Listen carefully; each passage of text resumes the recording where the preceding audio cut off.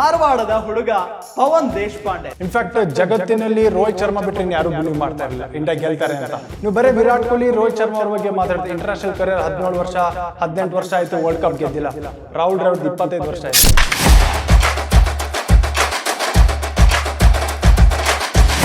ನಾನು 2015 ಸಾಕು ಇನ್ನು ಕ್ರಿಕೆಟ್ ಬಿಟ್ಬಿಡ್ತೀನಿ ಅಂತ ಯೋಚನೆ ಮಾಡಿ. ಯಾಕಂದ್ರೆ ಅಷ್ಟೊಂದು ಅಂದ್ರೆ ಕಾಂಪಿಟೇಷನ್ ಆ ಥರ ಇತ್ತು. ಇನ್ನೊಂದು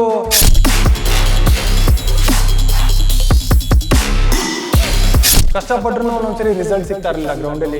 ಈಗ ಎಷ್ಟು ಓದ್ತೀವೋ ಅಷ್ಟು ಎಕ್ಸಾಮಲ್ಲಿ ಬರೀಬೋದು, ಬಟ್ ಈ ಕ್ರಿಕೆಟ್ ಹಂಗಲ್ಲ. ಎಷ್ಟು ಪ್ರಾಕ್ಟೀಸ್ ಮಾಡೋದು ಫಸ್ಟ್ ಬಾಲ್ ಔಟ್ ಆಗ್ಬೋದು ಮ್ಯಾಚಲ್ಲಿ. ಸೊ ಆ ಥರದ್ದು ಕಷ್ಟಗಳನ್ನ ಜಾಸ್ತಿ ನೋಡಿದ್ದು ನಾನು.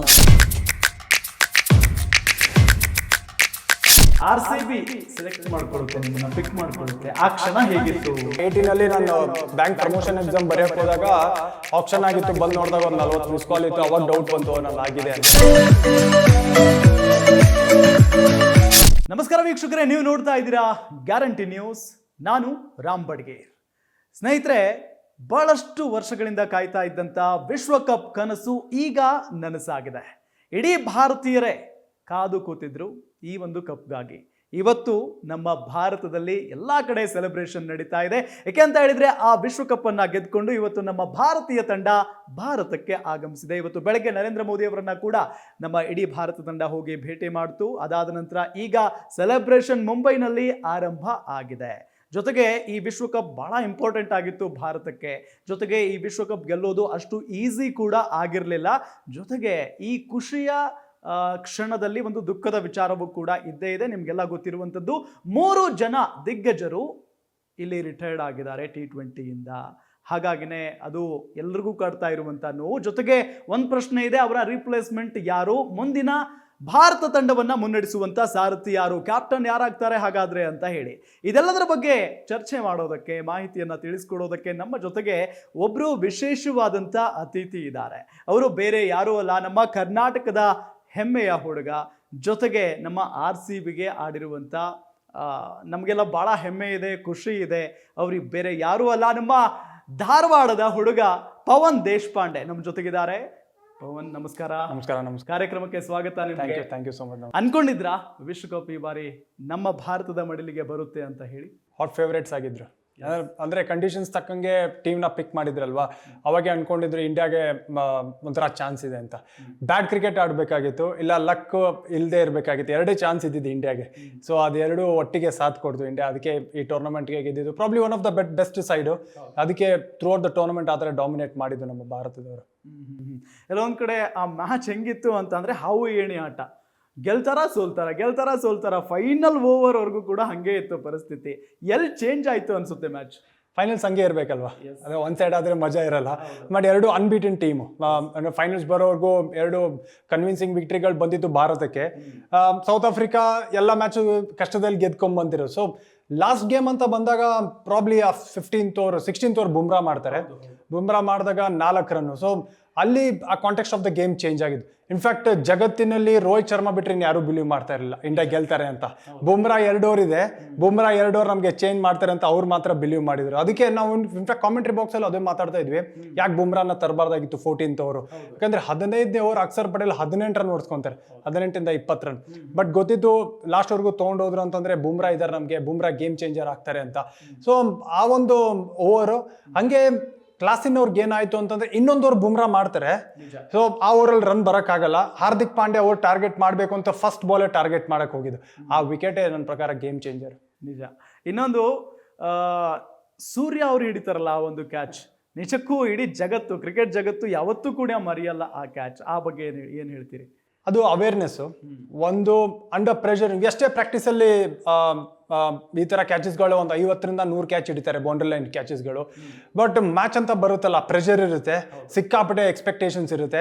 ಆ ಟೈಮಲ್ಲಿ ಅವೇರ್ನೆಸ್ನ ತೋರಿಸೋದು, ಕಾಮ್ ಆಗಿರೋ ಅಂಥದ್ದು. ಎರಡೂ ಸೂರ್ಯಕುಮಾರ್ ಯಾದವ್ ಮಾಡಿದ್ದು. ಇಂಡಿಯನ್ ಟೀಮಲ್ಲಿ one of the best fielders ಅಂದರೆ ಅದು ಸೂರ್ಯ. ಅದಕ್ಕೇ ಆ ಥರ ಒಂದು ಕ್ಯಾಚ್ನ ಕಂಪ್ಲೀಟ್ ಮಾಡೋಕ್ಕಾಗಿದ್ದು.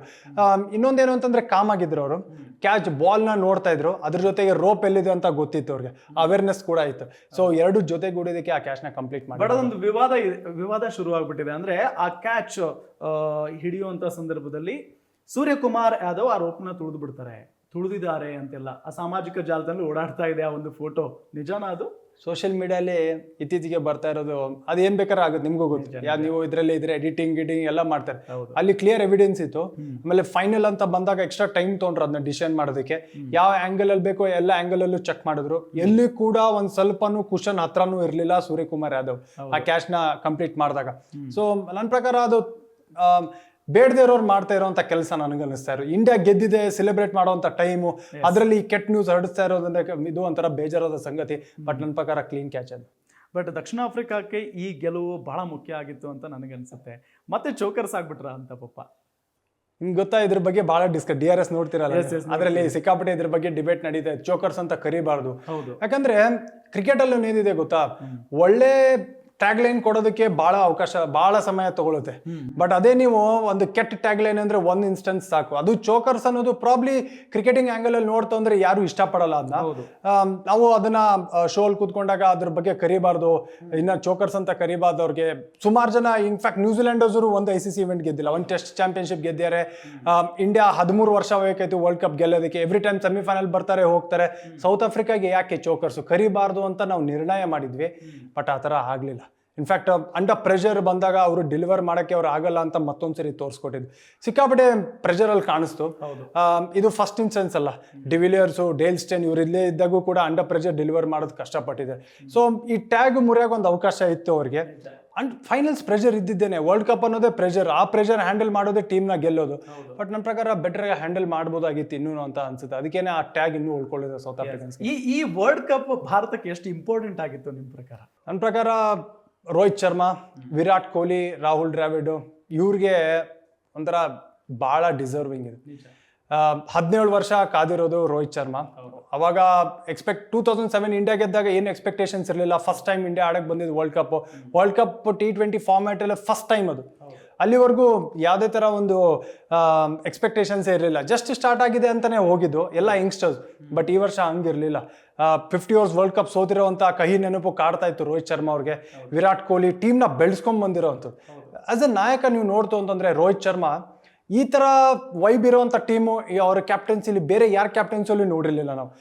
ಸೀನಿಯರ್ ಜೂನಿಯರ್ ಅನ್ನೋದೇ ಅಲ್ಲ, ಒಟ್ಟಿಗೆ ಆಡ್ತಾರೆ. ಆ ಒಂದು ಖುಷಿ ಕೊಡೋವಂಥದ್ದು. ಇದು ನಾವು ಮುಂದೆ ಟಿವಿಯಲ್ಲಿ ಅಷ್ಟೇ ನೋಡ್ತೀವಿ, ಬಿಹೈಂಡ್ ದ ಸೀನ್ಸ್ ಸಿಕ್ಕಾಪಟ್ಟೆ ಕೆಲಸ ನಡೆದಿರುತ್ತೆ. ಅದಕ್ಕೆ ಈ ವರ್ಲ್ಡ್ ಕಪ್ಗೋಸ್ಕರನೇ 2 ವರ್ಷದಿಂದ ಪ್ರಿಪರೇಷನ್ ನಡೆದಿರುತ್ತೆ. ಯಾರು ರೈಟ್ ಚಾಯ್ಸು ವೆಸ್ಟ್ ಇಂಡೀಸಲ್ಲಿ.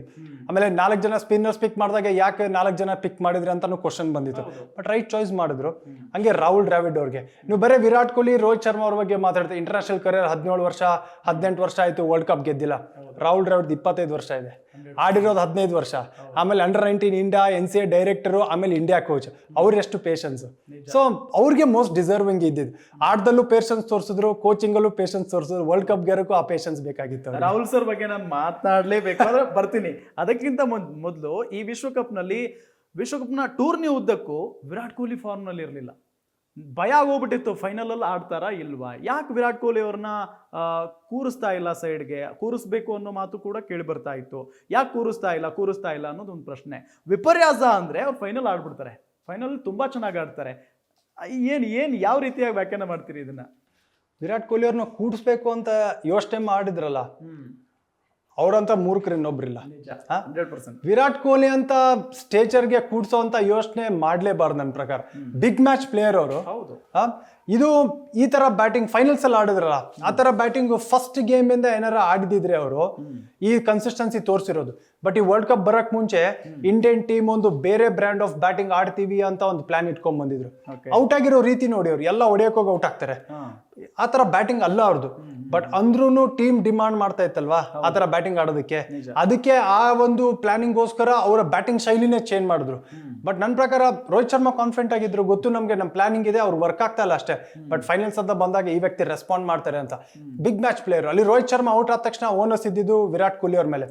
50 ಬರೋವರೆಗೂ ಸುಮಾರು ಕ್ರಿಟಿಸಿಸಮ್ ಎದುರಿಸಿರೋರು. ಇಂಡಿಯಾ ಸೋತಿದ್ರೆ ವಿರಾಟ್ ಕೊಹ್ಲಿ ಸ್ಲೋ ಆಡಿದ್ರು ಅಂತ.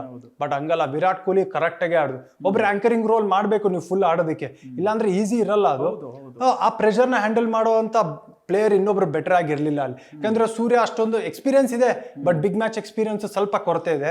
ಅಕ್ಷರ್ ಪಟೇಲ್ಗಿಲ್ಲ.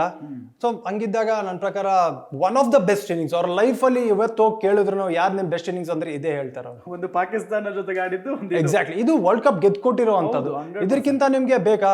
ಖಂಡಿತ ಅದಕ್ಕಿಂತ send off game, last game ಅಲ್ಲಿ ಮ್ಯಾನ್ ಆಫ್ ದ ಮ್ಯಾಚ್ ಅಂತಾರೆಲ್ಲ ಎಲ್ಲ ಭಗವಂತನ ಇಚ್ಛೆ ಅಷ್ಟೇ. ಇನ್ ದಿ ಎಂಡ್ ಈ ಒಂದು ವ್ಯಕ್ತಿಗೆ ಈ ತರ ಸೆಂಡ್ ಆಫ್ ಬೇಕಾಗಿತ್ತು, ಬಿಗ್ ಮ್ಯಾಚ್ ಅಲ್ಲಿ ಭಾರತಗೋಸ್ಕರ ಆಡ್ಬೇಕಾಗಿತ್ತು ಅಂತ. ಇವ್ರನ್ನ ಮ್ಯಾಚ್ ಮಾಡಕ್ಕೆ ಯಾರು ಇನ್ನು ಹುಡ್ತಾರೋ ಇಲ್ಲೋ ಗೊತ್ತಿಲ್ಲ. ನನ್ನ ಪ್ರಕಾರ ಸೋಫಾರ್ ಯಾರು ಬಂದೂ ಇಲ್ಲ. ಎಸ್, ಇನ್ನೊಂದು ಒಂದು ವಿಶ್ವಕಪ್ ಗೆದ್ದು ಬಿಟ್ರು ಅನ್ನೋ ಒಂದು ಖುಷಿ ಎಲ್ಲಾ ಕಡೆ. ಆ ಒಂದು ಖುಷಿ ಆ ಕ್ಷಣಕ್ಕೆ ಮಾಯ ಹೋಗ್ಬಿಡುತ್ತೆ. ಬಿಕಾಸ್ ವಿರಾಟ್ ಕೊಹ್ಲಿ ಇನ್ ಮುಂದೆ ನಾನು T20 ಕ್ರಿಕೆಟ್ ಆಡೋದಿಲ್ಲ ಅಂತ ಹೇಳ್ತಾರೆ. ನೆಕ್ಸ್ಟ್ ಕ್ಷಣಕ್ಕೆ ರೋಹಿತ್ ಶರ್ಮಾನು ಕೂಡ ಹಂಗೆ ಹೇಳ್ಬಿಡ್ತಾರೆ. ಅದರ ನೆಕ್ಸ್ಟ್ ಡೇ ಜಡೇಜಾ ಕೂಡ ನಾನು T20 ಆಡಲ್ಲ ಅಂತಾರೆ. ಹೇಗ್ ನೆನೆಸ್ಕೊಳ್ತಾರೆ ಇದನ್ನ ಜನ? ನೀವ್ ಏನ್ ಹೇಳ್ತೀರಿ ಇದ್ರ ಬಗ್ಗೆ? ಮೂವ್ ಆನ್ ಆಗ್ಬೇಕಷ್ಟೇ. ಅದೇ 17 ವರ್ಷ 18 ವರ್ಷ ನೀವು ಲೈಫ್ ಲಾಂಗ್ ನೆನಪಿಟ್ಕೊಳ್ಳೋ ಅಂತ ವಿರಾಟ್ ಕೊಹ್ಲಿ ನೋಡಿದೀವಿ. ಮತ್ತೆ ಅವ್ರು ಎಷ್ಟು ಇನ್ಫ್ಯಾಕ್ಟ್ ಕ್ರೆಡಿಟ್ ಕೊಡಬೇಕು ನಾವು ರೋಹಿತ್ ಶರ್ಮಾ, ವಿರಾಟ್ ಕೊಹ್ಲಿ ಅವ್ರಿಗೆ. ಇಷ್ಟವರೆಗೂ ಇಂಡಿಯನ್ ಕ್ರಿಕೆಟ್ ನನ್ನ ಹತ್ರ ನಾನ್ ಜವಾಬ್ದಾರಿ ತಗೊಂಡೆ, ಇನ್ ಮುಂದೆ ಯಂಗ್ಸ್ಟರ್ಸಿಗೆ ಬಿಡ್ಬೇಕು. ಇವಾಗ ಯಾರ ಕೂತ್ಕೊಂಡ್ರು ವಿರಾಟ್ ಕೊಹ್ಲಿ ರಿಟೈರ್ ಅವ್ರಿಗೆ ತೆಗಿಬೇಕು ಟೀಮ್ ಅಂತ ಯಾರು ಯೋಚನೆ ಮಾಡಲ್ಲ. ಬಟ್ ಹಂಗೆ ಯೋಚನೆ ಮಾಡ್ಲಿಲ್ಲ ಅವ್ರು ಸೆಲ್ಫಿಶ್ ಇಲ್ಲ. ನಮ್ಮ ಭಾರತ ನಮ್ಮ ಕಂಟ್ರಿಗೋಸ್ಕರ ನೆಕ್ಸ್ಟ್ ಪೀಳಿಗೆ ಇರೋರು ಕಾಯ್ತಾ ಇದಾರೆ. ಅವ್ರ ಜಾಗ ನಾನ್ ತಗೋಬಾರ್ದು. ಇನ್ನೂ ಆಡಿದ್ರೆ ಎಂತಿಂತ ರೆಕಾರ್ಡ್ಸ್ಗಳು ಮುರಿಬೋದಾಗಿತ್ತು. ಬಟ್ ಸೋಫಾರ್ ಆಡಿದಾರಲ್ಲ, ಅದಕ್ಕೆ ಖುಷಿ ಪಡ್ಬೇಕು. ಇಲ್ಲಿ ನಿರಾಸೆ ಆಗೋದಂತದ್ದು ಏನಿಲ್ಲ. ಇನ್ನೊಬ್ರು ಯಾರೋ ಬರ್ತಾರೆ, ಆಲ್ರೆಡಿ ಯಂಗ್ಸ್ಟರ್ಸ್ ಲೈನ್ ಅಲ್ಲಿ ಕಾಯ್ತಾ ಇದಾರೆ, ಅವ್ರಿಗೆ ಸಪೋರ್ಟ್ ಮಾಡೋಣ. ಇದು ಕ್ರಿಕೆಟ್ ಅಂತ ಗೇಮ್ ಬಂದಾಗ ಯಾವತ್ತೋ ಒಂದ್ ದಿವಸ ಲೆಜೆಂಡ್ಸ್ ರಿಟೈರ್ ಆಗ್ಲೇಬೇಕು. ಈ ಹೈಯಲ್ಲಿ ರಿಟೈರ್ ಆಗಿದ್ರಲ್ಲ, ಅದು ಖುಷಿ ಪಡುವಂತ ವಿಚಾರ. In fact one of the best career ನಾನು ನೋಡಿದ್ದು. ಯಾಕಂದ್ರೆ ಕಂಪ್ಯಾರಿಸನ್ ಮಾಡಕ್ ಆಗಲ್ಲ. ಸಚಿನ್ ಆಡಿದ್ ಯಾರ ಬೇರೆ, ವಿರಾಟ್ ಆಡಿದ್ ಯಾರ ಬೇರೆ. ಬಟ್ ಇಂಡಿಯನ್ ಕ್ರಿಕೆಟ್ಗೆ ಫಿಟ್ನೆಸ್ ಅಂತ ಬಂದು ಟ್ರಾನ್ಸ್ಫಾರ್ಮೇಶನ್ ನೋಡಿದ್ದು ಅಂದ್ರೆ ಅದು ವಿರಾಟ್ ಕೊಹ್ಲಿ ಬಿಟ್ರೆ ಇನ್ ಯಾರು ಇಲ್ಲ. ಇನ್ಫ್ಯಾಕ್ಟ್ ಇಂಡಿಯನ್ ಟೀಮ್ ಅಲ್ಲಿ 37 ಅವ್ರು ಇವಾಗ 36 or 37 ಇವ್ರಿಗಿಂತ ಫಿಟ್ಟೆಸ್ಟ್ ಯಾರು ಇಲ್ಲ ನನ್ನ ಪ್ರಕಾರ. ಅಷ್ಟು ಫಿಟ್ ಆಗಿದ್ದಾರೆ. ಸೊ ಇವ್ರನ್ನ ಫಾಲೋ ಮಾಡಿರುವಂತ ಯಂಗ್ಸ್ಟರ್ಸ್ ಸುಮಾರು ಜನ ಇದ್ದಾರೆ. ಟೀಮ್ ಅಲ್ಲಿ ಇವ್ರ ಕ್ಯಾಪ್ಟನ್ಸಿ ತಂದಾಗ ಒಂತಂದ್ರು ಯೋಯೋ ಟೆಸ್ಟ್ ಪಾಸ್ ಆದ್ರೆ ಮಾತ್ರ ಟೀಮ್ ಅಲ್ಲಿ ಜಾಗ ಇದೆ, ಇವಾಗ್ಲೂ ನಡ್ಕೊಂಡು ಹೋಗ್ತಾ ಇದೆ. ಆ ತರ ಚೇಂಜಸ್ ಇಂಡಿಯನ್ ಟೀಮ್ ಅಲ್ಲಿ ತಂದಿರೋದು ವಿರಾಟ್ ಕೊಹ್ಲಿ. ಆ ಖುಷಿ ನೆನಪನ್ನ ಯಾವತ್ತಿದ್ರು ಅವ್ರ ಬಗ್ಗೆ ಬಂದಾಗ ಜ್ಞಾಪಕ ಮಾಡ್ಕೋಬೇಕು ನಾವು.